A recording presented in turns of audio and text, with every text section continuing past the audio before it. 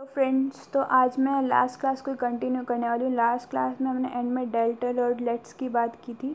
तो देखो, deltoid muscle है, उसका ओरिजिन हमें यहाँ पे आराम से दिख रहा है कि उसका जो एंटीरियर पेनेट है उसका ओरिजिन जो है क्लेविकल की लेटरल 1/3 के एंटीरियर बॉर्डर से और इंसर्शन डेल्टॉइड ट्यूबरोसिटी पे।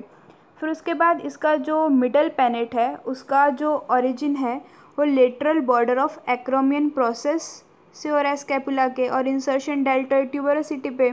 और जो lower lip of crest of spine scapula की, वहाँ से इसका पोस्टीरियर पेनेट का ओरिजिन और इंसर्शन डेल्टॉइड ट्यूबरोसिटी पे। फिर उसके बाद इसको जो नर्व सप्लाई है वो एक्सिलरी नर्व से हो रहा है। एक्सिलरी नर्व जो है ये सर्जिकल नेक पे प्रेजेंट होती है ह्यूमरस की, और इसका जो एक्शन है वो फ्लेक्शन, एब्डक्शन, एक्सटेंशन, ये इसके एक्शन हैं डेल्टॉइड मसल के। फिर उसके बाद हम बात करते हैं लेटिसमस डॉर्साई की। तो देखो, लेटिसमस डॉर्साई का जो ओरिजिन है वो एक तो पेल्विक गिडल से यहाँ से हो रहा है, अभी हमें दिख रहा है, और फिर उसके बाद T7 से L5 जो स्पाइन है वहाँ से भी इसका ओरिजिन हो रहा है।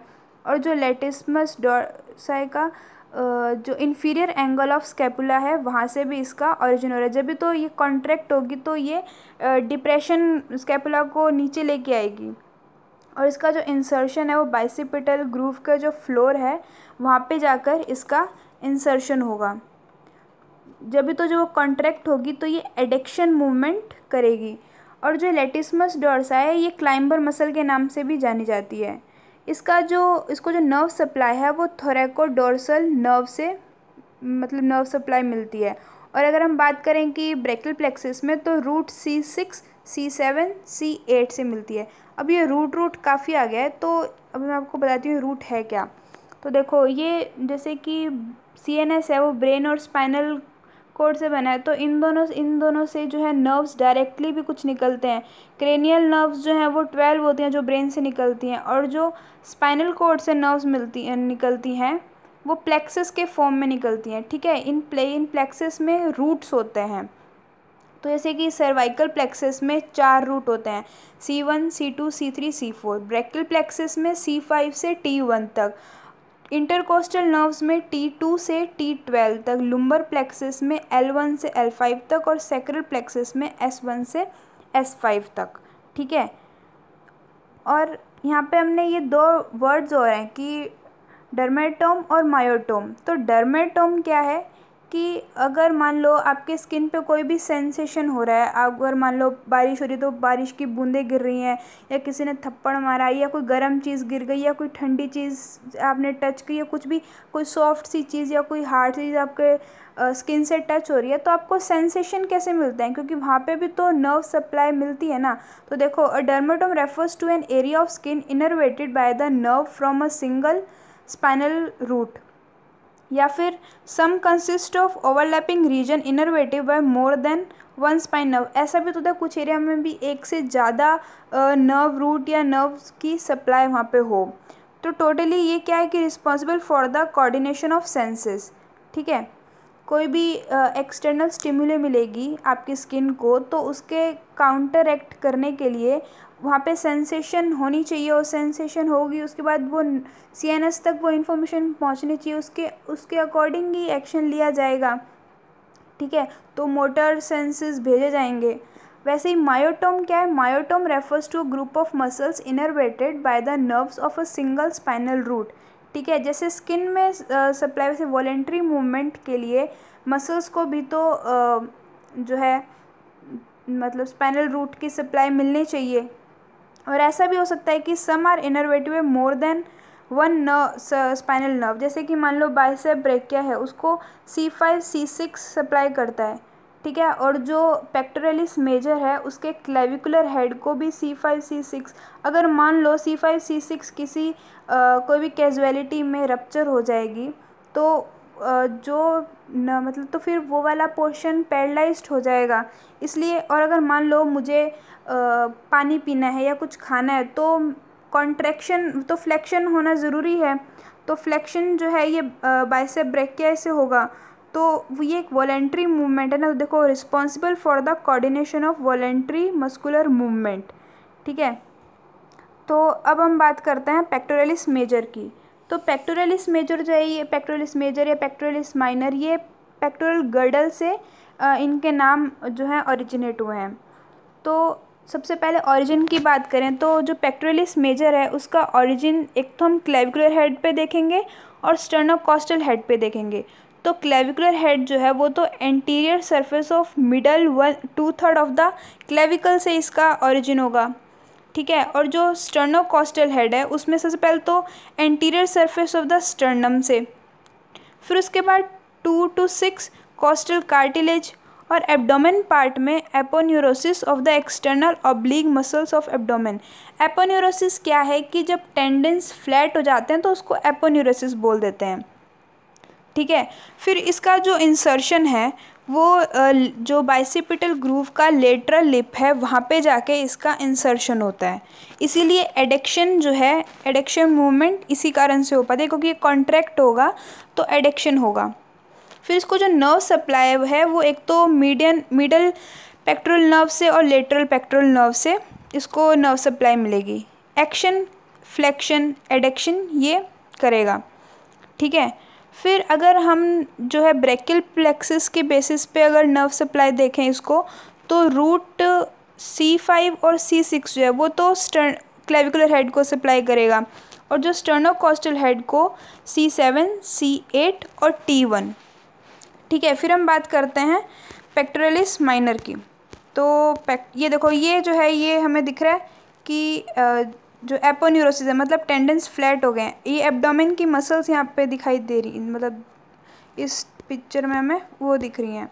और ये देखो हमने जो ये बात की थी ना कि C1, ये देखो यहाँ पे बाइसेप ब्रेकिया को C5, C6 सप्लाई मिल रहा है और ये पूरे थंब तक जा रहा है। कैसे पोर्शन पूरा डिवाइड कर रखा है स्पाइनल कॉर्ड के जो रूट्स हैं उन्होंने। फिर हम बात करते हैं पेक्टोरलिस माइनर की। तो पेक्टोरलिस माइनर है उसका जो ओरिजिन है वो देखो 3rd, 4th, 5th जो रिब है नियर द कॉस्टोकॉन्ड्रल जंक्शन, वहाँ से इसका ओरिजिन हो रहा है। और इंसर्शन जो है इसका एक तो मीडियल बॉर्डर और सुपीरियर सरफेस, किसके सुपीरियर सरफेस और मीडियल बॉर्डर, वो है कोरेकोइड प्रोसेस के, ठीक है। और इसको भी इसका जो इंसर्शन हमने बात कर ली इंसर्शन की।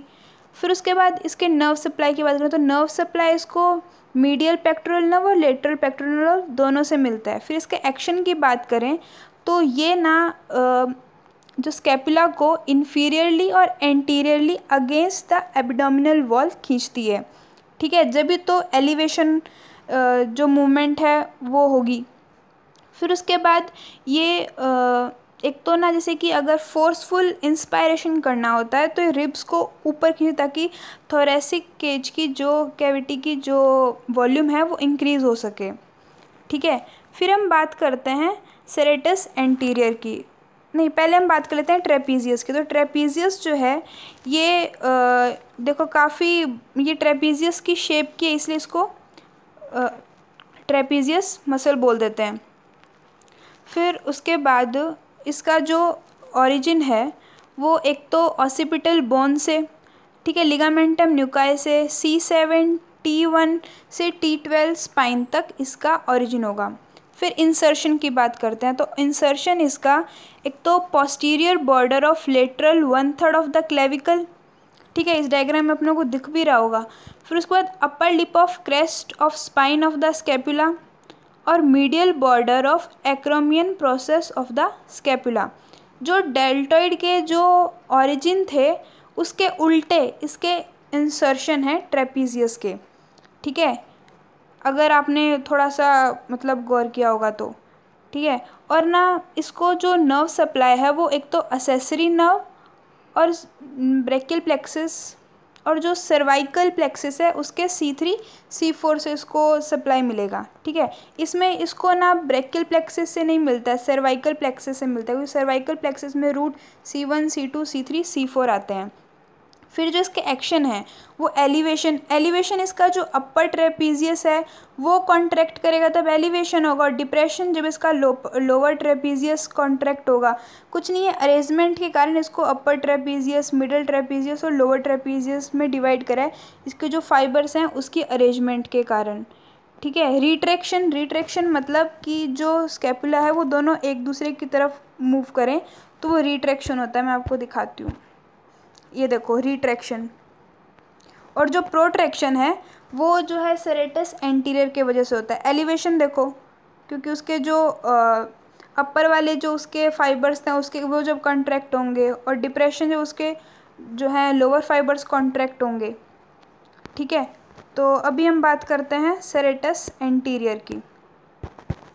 तो सेरेटस एंटीरियर, ये देखो, ये सेरेटस एंटीरियर की वीडियो है।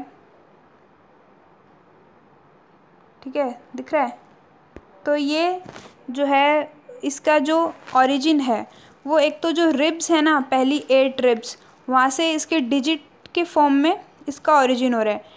ठीक है, 8 डिजिटेशंस फ्रॉम द अपर 8 रिब्स। और इंसर्शन इसका कहाँ पे है, जो कोस्टल सरफेस है स्कैपुला के उसके मीडियल बॉर्डर से इसका जो है वहाँ से इसका वहाँ पे इसका इंसर्शन होगा। और इसको जो नर्व सप्लाई है वो लॉन्ग थोरेसिक नर्व और ब्रेकियल प्लेक्सस में रूट C5, C6, C7। और एक्शन तो हमें पता चली गया, प्रोट्रैक्शन करेगा। ठीक है, फिर उसके बाद ना अभी हमने क्लेविकल की इतनी सारी बात, मतलब लगभग तीन जो हैं मसल्स की बात कर ली, तो एक और की बात कर लेते हैं, स्टर्नोक्लेडोमेस्टोइड। तो जो स्टर्नोक्लेडोमेस्टोइड है, वैसे हम ना जब हेड एंड नेक पढ़ेंगे तो वहाँ पे ये आएगा ये अच्छी तरह से, बट अभी ये जो स्टर्नोक्लेडोमेस्टोइड है ये इसके जो ओरिजिन और इंसर्शन है ना वहाँ उसी से इसका नाम बना है। कि जैसे इसका जो इंसर्शन है वो तो मेस्टोइड प्रोसेस पिना के पीछे होता है। ठीक है, वहाँ वहाँ पे इसका इंसर्शन होता है। और ओरिजिन जो है स्टर्नम के मैन्यूब्रम से, क्योंकि स्टर्नम जो है 3 पार्ट्स में डिवाइड होता है, एक तो मैन्यूब्रम, एक बॉडी और जीफॉइड प्रोसेस। तो मैन्यूब्रम पार्ट से और मिडल ऑफ क्लेविकल से इसका जो है ओरिजिन होता है। तो आज की क्लास काफ़ी हो गई है, तो बाकी हम नेक्स्ट क्लास में कंटिन्यू करेंगे। आई होप आप लोगों के लिए ये क्लास फ्रूटफुल रहेगी। Thank you for watching my video. Thank you.